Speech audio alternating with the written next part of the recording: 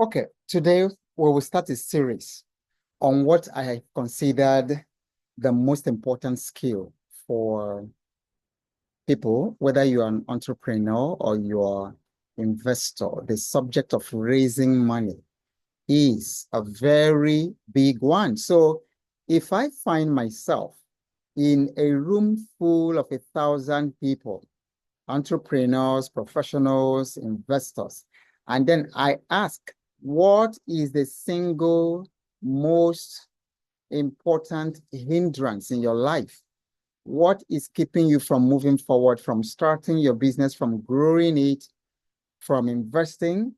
Everybody will tell you, literally everybody will say lack of access to capital. And especially in our part of the world here in Africa. So access to capital is actually a big, big challenge. It's a big challenge. I remember a couple of years ago when I opened a bank account in Canada with TDS. Of course, I had family there, my younger brother living at the time. So I used his address. When I visited, I actually started a Canadian company as well. That was about 2005 while I still worked with Chevron. And so usually after 5 years, in those days, Chevron could give you a study leave for 2 years. And you could travel and be away for 2 years. Your job will still be there waiting for you. And then when you came back, you decided if you wanted to continue with the job or not. So 2005, I was 5 years with Chevron, and I was contemplating moving to Canada for 2 years. So I started the business, opened a bank account. But why I'm telling the story is that I remember that almost every month I got letters. I got letters from the bank asking me to come take a facility. $50,000, $20,000 to come take the facility. So here was the bank actually coming to you to offer you capital, to offer you facility to run a business. But in our part of the world, it's not the same. You are the one who has to run after capital. And then many times you don't actually get it. So raising funds is such an important subject. And it's always a mystery to me why we are never taught that in school.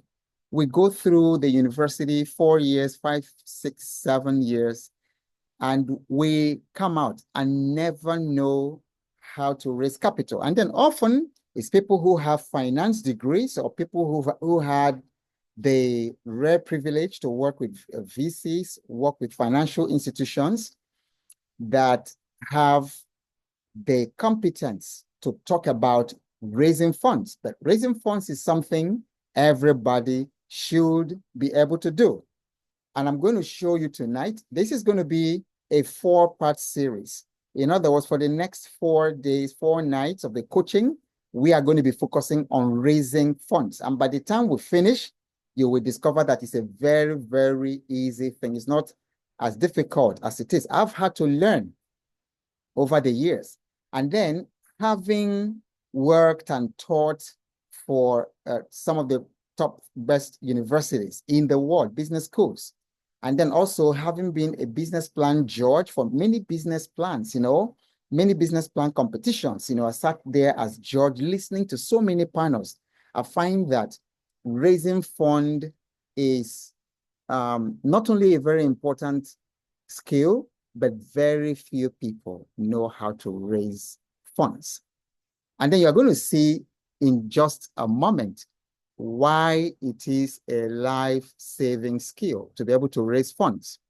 Because many times you find opportunity and then you don't have the funds to take advantage of the opportunity. And then some of you have dreams, great dreams. And for 5 years, for 10 years, for 20 years, what has stopped you is lack of capital, which is what I call capital barrier that I'm going to talk about just very shortly. So, but let's start by a few introductory concepts. So I'm going to talk about the origin of that word, capital. But before then, I want to refresh your mind on the basic economic theory of the factors of production. Remember, in your basic economics, you were taught that there were 4 factors of production. You have land, which include the natural resources, such as land, water, minerals, forests, all those. Then you also have labor, which is the human effort that you apply to the natural resources, workers, skills, expertise. Then you have capital. So your capital includes things like machinery, tools, of course, money, technology. So that's capital.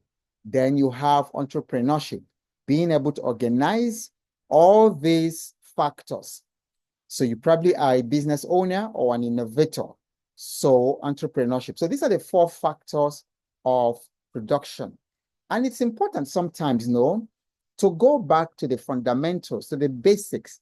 If you're struggling with finances, to go back to the basics.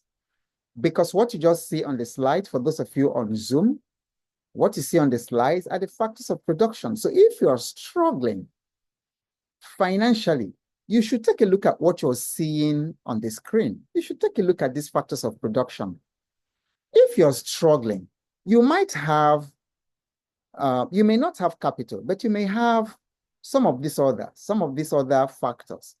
You may have land, you may have labor, you may have expertise and skills, you may have entrepreneurship abilities. So you should never really be stranded. This is why always going back to the basics, basic economics, helps you a lot if you struggle with your finances, to just have the theoretical background, the principles that don't change, and then you can build things around it. So do not forget the factors of production. The fact that you don't have one does not mean that you do not have the other. You can produce with any of this, or you can produce starting with any of this. Sometimes you may not have capital, but there are other factors, 3 other factors that you can leverage to build capital. So we are building that fundamental. Now, what is the root word of capital? So I always like looking at the etymology of words to understand how words became what they mean today. So the word capital comes from the Latin word capitalis, which means of the head. And I find this Latin root very, very important in the conversation of capital, raising capital. So the way it's done is related to the head. And this is why when you hear certain words like I don't know whether the social media algorithm has problems with that, but decapitate. So you can complete it. So it's talking about the head. It's talking about, removing the head. So that's the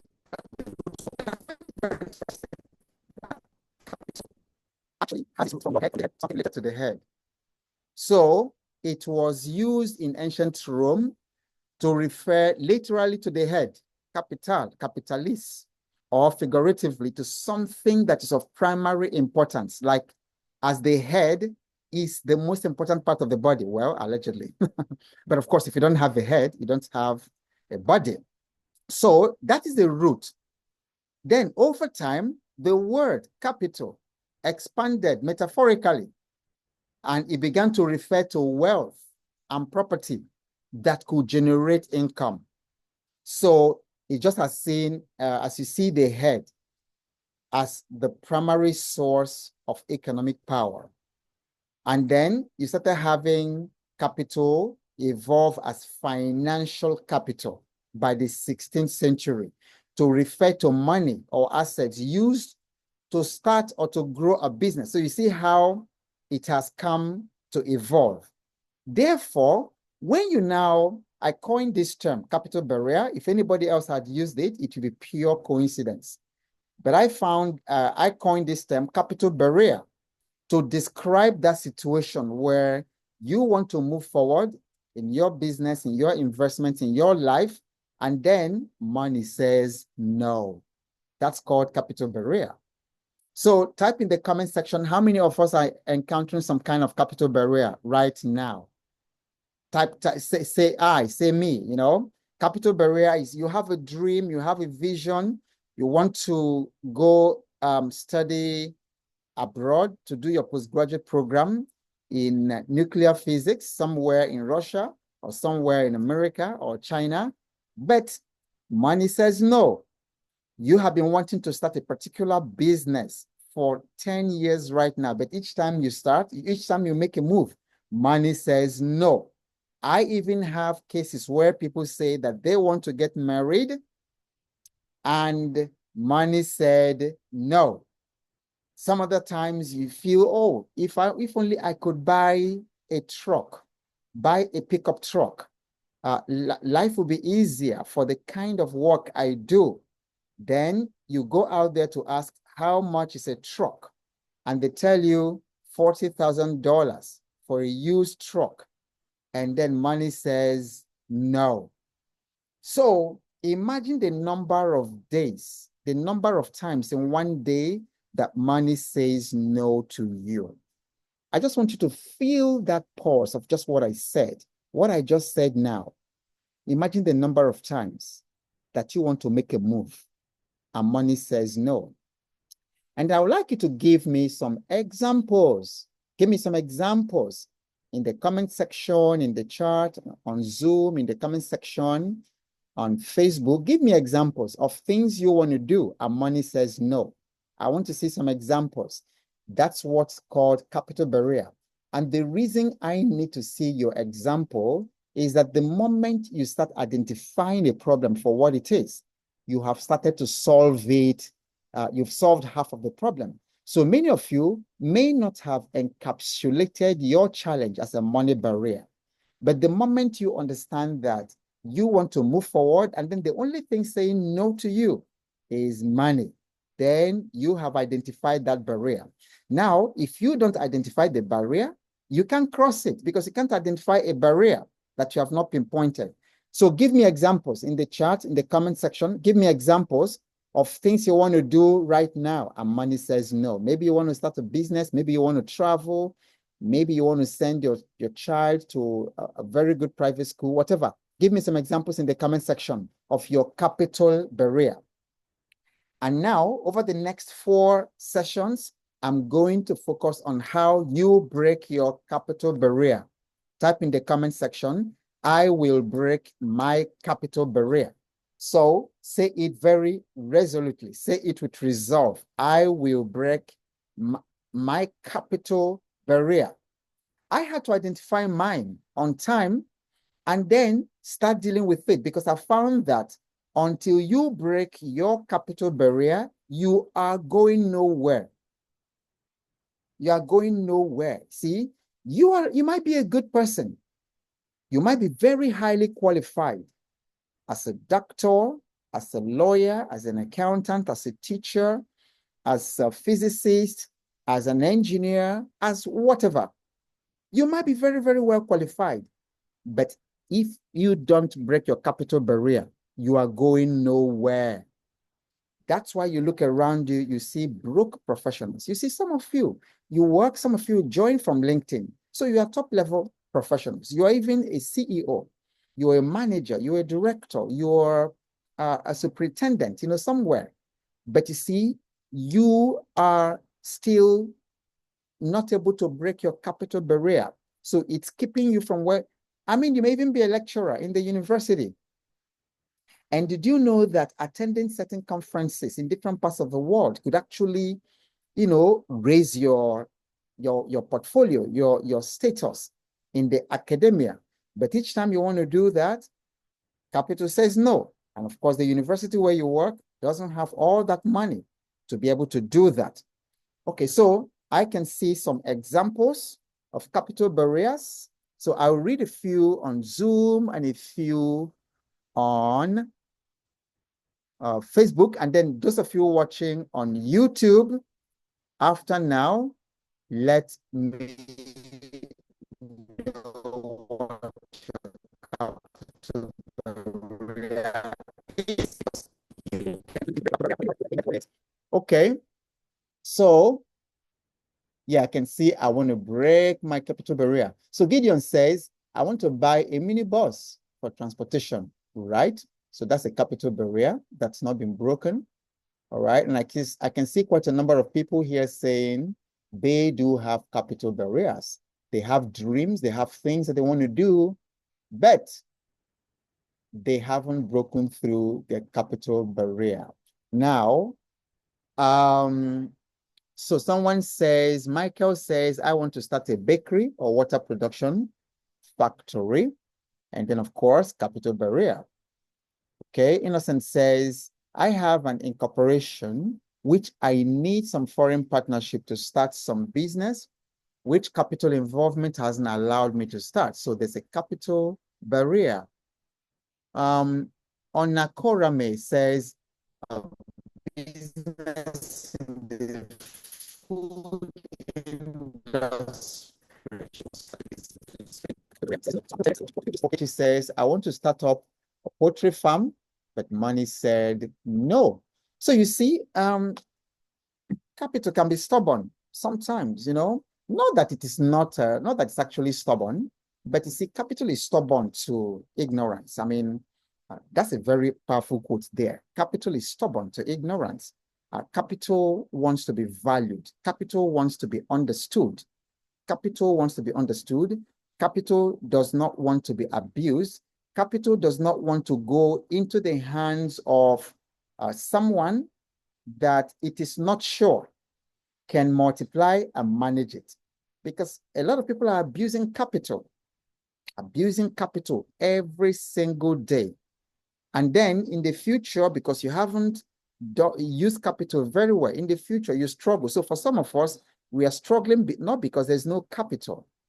There's all the capital that you need in the world to buy your bus for your transportation, or to start your bakery, or to start your poultry. There's all the capital you need in the world. But see, capital hates ignorance. Capital hates people. When people abuse it, once capital gives everybody a chance. Capital gives everyone a chance. But when it comes and you abuse it, just see typically what happens to people who win millions of dollars in lottery. And then if you look at it, the statistics says that literally all of them go bankrupt. They've won $400 million in lottery. And then within 2 years, they are back homeless in the streets. So you have to understand that capital is financially is a living thing. Capital can be abused. And one of the ways you abuse your capital easily is your salary. You take a salary and you finish everything. You spend everything. Capital hates it. Capital hates when it goes to somewhere and then you misuse it, you cannibalize it, you destroy that. And so if you're the kind of person that you finish your salary every month, as soon as it comes, you spend it. You are abuser. You are a capital abuser. You know, capital can take you to court and win. You abuse capital. So there's not only domestic violence, there's also violence against capital. And actually, many of us are committing violence against capital every single day. That iPhone 16, must you have it right now? Why? In the world, you're a student, you're a worker. Why do you need iPhone 16 right now? So you take the capital that you're supposed to invest and multiply and buy iPhone 16, just so that people will see and then hail you that you're using the latest phone. My goodness. And some of you ladies, you don't have a job, you're depending on people, men, to give you money. And then they give you that money, and the first thing you think about is to buy iPhone 16. You are a capital, that's violence against capital. And then when you do that, it's going to be difficult for you to attract capital. So money can say no, and money is actually saying no to many people. Now, there's something I call capital resolve. I was reading a story in Torah some time ago, a couple of years ago, and I saw something extremely, it was the history of the Jewish movement, the movement of the Israelites in the wilderness. So they were given the promised land. And then Joshua divided up the lots to the different tribes and said, go up and possess your inheritance. Then I saw this very curious, very curious story there. He says the Manassites were unable to occupy these towns that were given to them for their inheritance because the Canaanites were determined to stay in that region. So can you imagine what happens? God already gives you something. He's giving you a dream. He's giving you a vision. He's giving you relationships. He's giving you a good marriage, children, everything. And giving you, most importantly, a dream, a powerful dream. And then for 40 years, for 20 years, for 30 years, you've not brought that dream to fruition. He puts in your heart to build orphanages across Africa, to build orphanages in southern parts of Africa, in Sudan, to build orphanages in East Africa. Some of you have that, to build orphanages in Sierra Leone. And there you are. For 20 years, 30 years, you've not done it. And you are becoming older every single day. You've not done it. Why? Because the Canaanites were determined to stay in that region. Even though it was given to you to bring to life. Some of you were given dreams when you were teenagers, when you were in school, when you were in the university, you were given dreams to become the biggest manufacturer of cement, biggest manufacturer of computers, biggest manufacturer of some kind of accessories.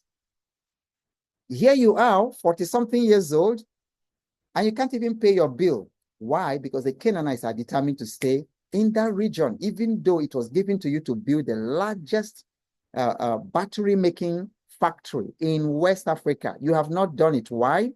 Because the Canaanites were determined to stay in that region. What does that mean? What it means is that when the resolve of your enemy, when the resolve of the problem is greater than yours, the enemy will win. So when capital barrier, when your capital problem is more resolved than you will have capital problems. People have capital problems till they die. There are people who have died at 70, at 80, and they never broke their capital barrier because the capital barrier was more resolved than the will. I don't know if somebody is picking up some serious insight in what I'm saying. So you've got to resolve that you will break your capital barrier. It's not something you just do casually. Type it in the comment section. Capital barrier is not broken by being casual. It's not broken casually. It's a top because capital barrier, it's made of gates of iron, gates of brass. That's why some of you've been in this same capital barrier for the past 5 years. You can confirm and just say me. This capital barrier, you've been living with it 5 years. Some of you said, okay, I will only work in this company for 3 years and then raise money to be able to start this business. Is there somebody like that here? You say, I will only work here for 2 years, save money and start something. This is your year number 11. Going to 12 in that same company, you still haven't broken it. So that's why I'm bringing this series to your consciousness that you've got to have a resolve to break your capital barrier, and that resolve will now lead you to developing the skills, the competencies to raise funds, to raise money, to do whatever you need to do. The reason is there is no lack of money. There's no lack of funds. There is no lack of, look around you. Just open your eyes and look around. There's no lack of funds because you are seeing every single day, you are seeing the people, you're seeing other people doing the very thing you've been wanting to do for 5 years, 7 years, 10 years, and you haven't been able to do it. Capital barrier is a serious one, and then you need to deal with it. So how do you overcome your capital barrier and create and reverse your financial stagnation, break your capital curse, because that's what it is, and acquire the capital for your wealth journey? That's a question you should be asking yourself. There's nothing else you should be working on.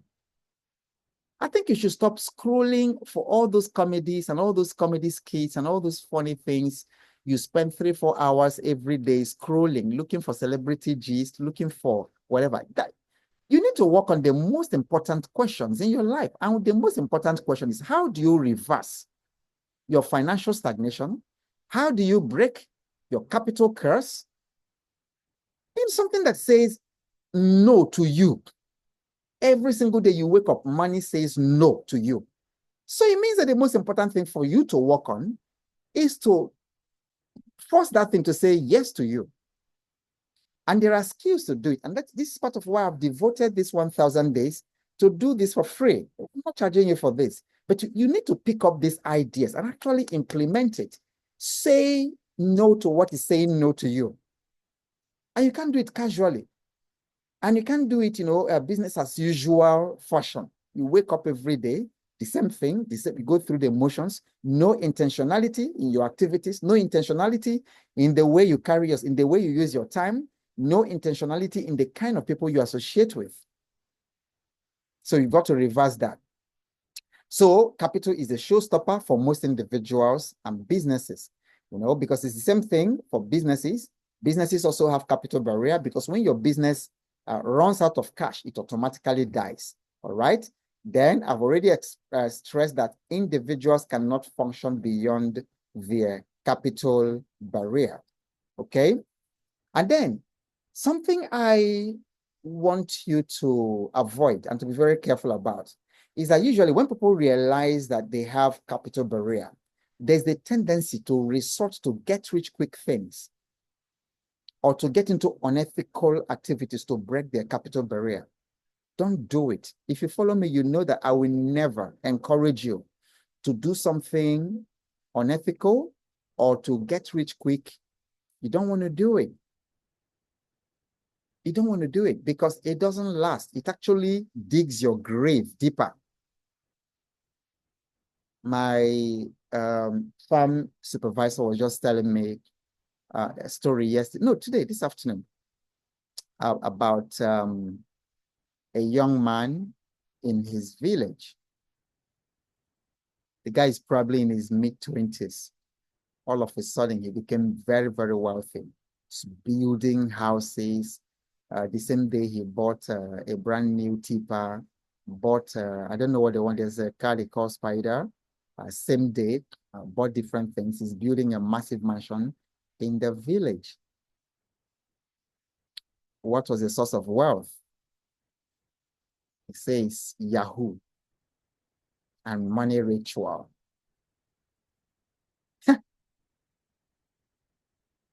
Foolishness, foolishness to the 32nd or 33rd degree. Because that money is going to go.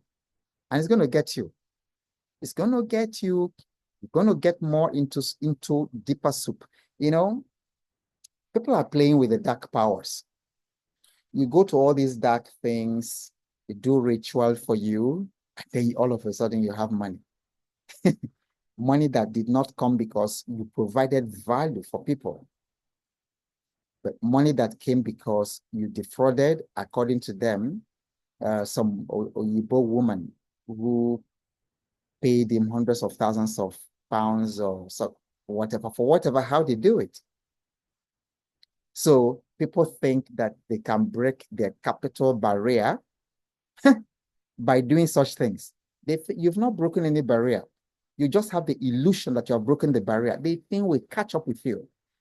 Because if you don't learn it right now, and then you do all this unethical get-rich-quick thing to do it, to get it, oh, let me just get money. Haven't you heard people say, or some armed robbers, when they catch them, they say, that this was my first time. That only said, why did you go into armed robbery? They say, well, I wanted to raise money to do a business.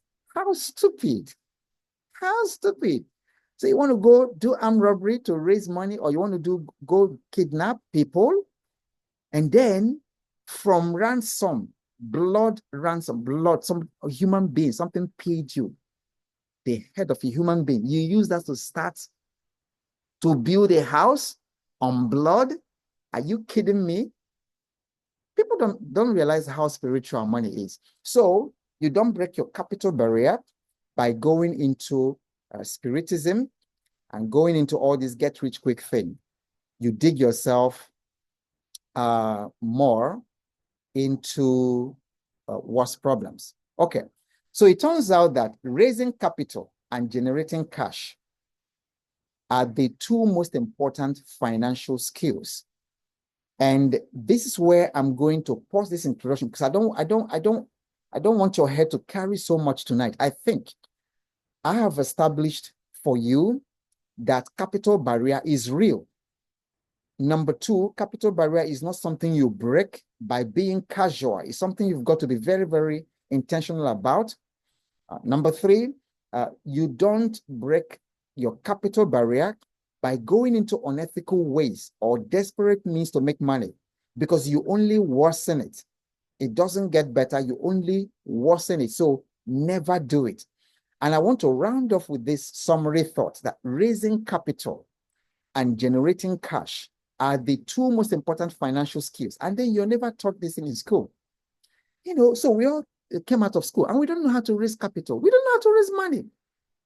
So in school allows us to dream. They may allow us to dream because when we are in school, we are dreaming about the things that we're going to become when we come out. Then we come out, we can't become those things. We can't do all those things that we were dreaming about as young people. Why?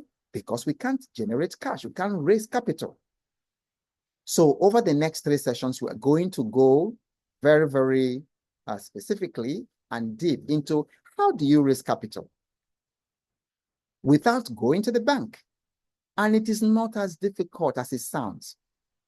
And of course, you all know that I always teach you from what I know, from what I've experienced. I've tried taking money from the banks. So I'll probably tell you about that one tomorrow. Somebody remember to ask me. And that's something I found a way never really to. I found a way around not having to. In fact, my bank manager has been calling me to come take money. He's been calling me to come take money so that we can do some things together. But you see, the best time to take money from the bank, if you must take money from the bank, is when you don't need it. Ask me to explain that to you tomorrow. But the best time to borrow money from the bank is when you don't need it. If you need it, you're desperate for it, please don't take money from the bank. It's going to torture you. And I'm talking about the banks because in many parts of Africa, interest rates on bank loans are as much as 30, 35%. And so if you don't know what you're doing, borrowing to start a business, that does not have established history of cash flow, that's if the bank even gives you that, you know, you're putting yourself in a very, very risky position. So I want us to round off with the thought that we've established, and then we can now start building on the foundation that we have established today. So in the meantime, I could take 1 or 2 questions around what we have done today. And as I take the questions, go ahead and write your aha moments, you know, in the comment section. Go ahead and type your aha moments, and then I'll be able to take any questions. If you have a question, type it in the comment section and also type your aha moments. Okay, God is speaking through you, Mr. Obo. I am being instructed. Yes, that's the whole essence. That's the whole essence. And that's why I'm doing this. It's a mission for me. Elijah Nama says, my aha moment, capital barrier is something you break being intentional. Absolutely. You don't stroll into the fight with capital barrier. All right, more aha moments, keep it coming. All right, and then if there's a question, fine. Do ask. I can take 1 or 2 before we round off. And I can actually share with you real life during one of the sessions how, because right now, I've gone into premium, like some of you who have been following me may know, I've gone into premium palm oil production because I discovered that There's a lot of food poisoning, including palm oil adulteration in this country. And people are dying of diseases every day. So I want to produce premium. As I'm talking to you right now, you may have noticed that sometimes I look over there, they're actually producing. We're doing it handmade, local people, women who I'm also providing jobs and opportunity to train their children in school. And I didn't go to any bank to raise it. I didn't have money stored anywhere. Like I've been telling all of you, I'm not kidding about it, and I'm not, I can't lie to you. It's like I'm starting all over again. So I don't have money. I'm not rich. I'm only wise. And the things I'm sharing with you are out of wisdom, because there's wisdom in finances. And then if you grow financially, if you're really growing, if you're really growing in the way of wealth, it changes you, and it changes the way you think. It changes your attitude toward money, your attitude toward people, your attitude toward life in general. And I'm sharing out of those experiences. All right. Michael says, when you wake up every day and money says no, that the most important thing for you is force it to say yes. Absolutely. Okay. My aha moment, if you consume, Xiaomi, you have your phone, so I don't know the name. But your aha moment is, if you consume all your salary every month, you're eating your capital. Yeah. So that idea got me thinking. Yeah, that's correct. That is violence against capital. Okay. Okay. And Joseph Okechi says, my aha moment tonight is, it's not only domestic violence, there's also capital violence. Absolutely. All right. Hamza says, please, how do I raise capital? Yes. So that's what we are doing in this four-part series. So tomorrow we are going to build on the things that we've talked about today. So you're going to see how simple it really is. And then I'm going to give you a switch. Tomorrow, I will give you a switch, something that will just switch in your mind, in your brain. And then the whole thing will just come out alive. You see that the problem is not capital. The problem is the wisdom to raise capital. Okay, Tochku says, I already have a small business, but sometime 2 years ago, I had an issue that really tampered with my capital. And ever since, it's been a struggle to raise capital. Plus, it kept me in debt. Okay. All right. Very good. So, we are going to talk about, a part of what we're going to talk about is how to revitalize a business that has fallen, because the capital, cash flow, is the blood of business. So cash flow is a circulatory system of your business. So when you cut cash flow, if money is no longer coming in, but money is going out, the business dies. So your most important, the most important action that you and the people involved in your business, your management needs to take, is to sit down and answer that question: how do we raise capital? What idle assets do we have that we can recapitalize, that we can reactivate? Do you have inventories that need to be sold, or do you have inventories that need to be produced? So, and then you brainstorm a number of ways that you can raise capital. You'll be amazed. Can you also use your supplier funding? Because many people don't know that that your suppliers can fund you, and your customers can also fund you.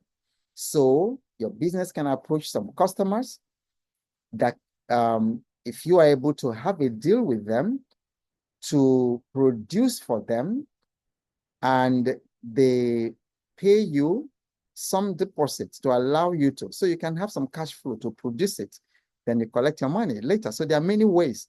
Your suppliers can also, if they trust you, they can also provide you with inventory for you to turn around and pay them back within 30 days. Some can give you like 60 days. That's a lot of money. So there are so many ways to do the financial engineering for businesses that are struggling, for them to come up. So I hope these ideas are helpful to you. All right, let's take one more.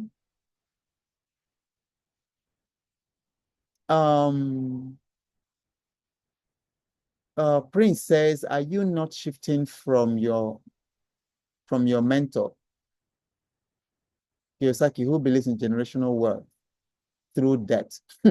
Okay. I'm not sure I've told you that he was my mentor, even though as I was leaving paid employment with Shell, I went through his entrepreneurship program, three-month program with him. I paid $7,000, and that was in 2007, 2008. Now, you want to be very careful when they say debt in America and when they say debt here. It's completely different.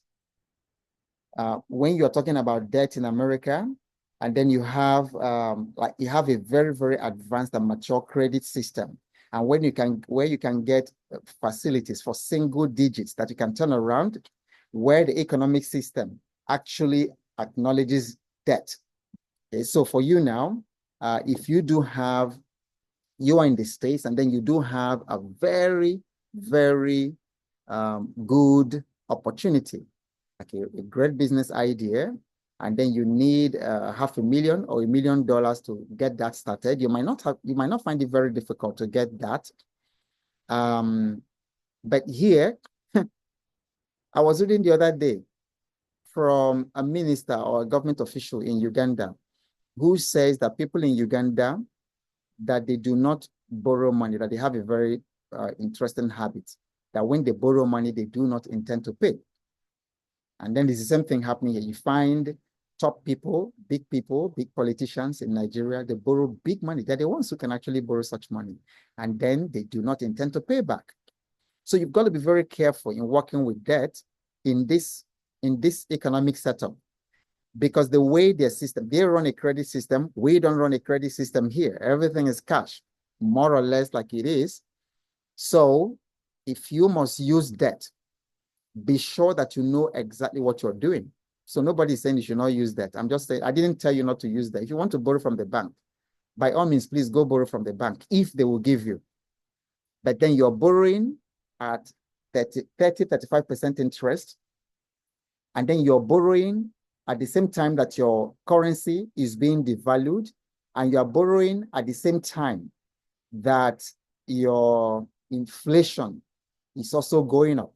I think inflation in Nigeria now should be 30-something%, if not 40%. And now you borrow something at 30%. Guy, you better be careful about what you're doing. It was a devaluation because there were people who borrowed dollar loans when the Naira was 200 Naira. Some borrowed when the Naira, borrowed dollar loans when the Naira was 700 Naira. And then the new government came, and within a month or 2 months, the Naira went down to like 1,008. And so you are paying the dollar with a hopelessly devalued currency. So that business, you must know what you're doing. So be careful when you are listening to your mentor, Robert Kiyosaki and all those people from there, but take the principles. But many times, what applies there, I mean, it's like one of the concepts that we were teaching in business school in operational excellence. And then you go to textbook, you will read something about just-in-time. They do just-in-time delivery. They practice just-in-time, JIT, in the United States, in Japan, in China. It's perfect. And then you read just-in-time and they come to Nigeria to come and do your just-in-time. You will collapse. Just-in-time there, because people, you see, milk delivery, grocery delivery, the system is set up, the logistics is set up in such a way that the fresh milk, you can always, if it's to come at 9 a.m., when the people will walk into the stores to want it will be there. So some of these truckers travel 24 hours to make this delivery possible. But here, you will, I don't want to mention their name. I sent something from here to Lagos, which somebody was supposed to get like in 3 days. The guy did not get it until 3 weeks. And it was food item. So how will you do just in time here? So I'm just saying, whatever you hear, you read in books coming from American financial advisors, distill the principles and then think about how it actually works here. Don't just carry something because he said building generational wealth through debt. Oh yeah, come and try it here now. Okay, I hope that helps. Yeah, Nakarami says debt in Nigeria is a serious message. Yeah, try it. People are losing, people in Nigeria every single day, because I'm in the space. People are losing their houses. People are losing their houses, losing their landed property every single day. Am I the only one who sees this thing? Every single day, people are losing their land, losing their houses that they use as collateral in the banks. I'm not even talking about the loan sharks, you know, the app, whatever, that's making the lives of thousands of people a living hell.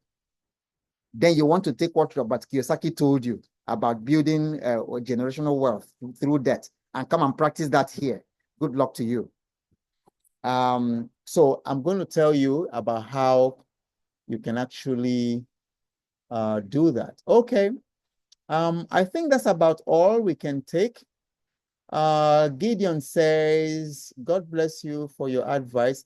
I have applied for my 25% pension funds, which I expect to receive by the end of this month. I plan to use the money to buy a mini bus for transportation, and I'll be the one driving it. Please, am I making the right decision?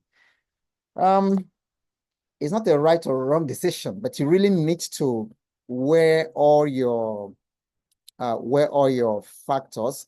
One of the things I do know is that traditionally, people who have gone into this transport business, it's supposed to be a very lucrative thing, but I have not seen, and I'm not saying that there is none. I have not seen anybody who went into that transportation business, like you're retiring and then you go into it. I've not seen anybody that you went well. It's always ending up in high blood pressure and disease and quarrel and all that. So be very, very sure about what you're doing. So doing it yourself might work, but you have to consider all the things around it, the union, the police issues on the road, the maintenance, the everything. So consider, it's not a right or wrong decision. It just depends on whether you have weighed the risks and the benefits. And then you have carefully decided, if this happens, if this risk triggers, this is how I'm going to mitigate it. So you really be very certain, because transportation is very lucrative, but it's such a volatile, very, very difficult business to run in this part of the world. Okay. Innocent says, my colleagues that borrowed money from bank are paying through their nose now. Niger loan, no work. Oh. All right, there you go. It's okay. I did higher purchase and it doubled the money I invested. Fantastic. Okay, very good, Innocent. Very good. Okay. All right, so this is where we're going to draw the curtain for today.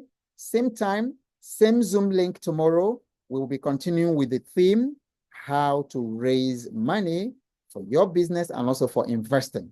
Whatever happens, don't be discouraged. Just keep showing up, because you never know what's coming your way next. And I'll see you same time tomorrow. Good night, everyone.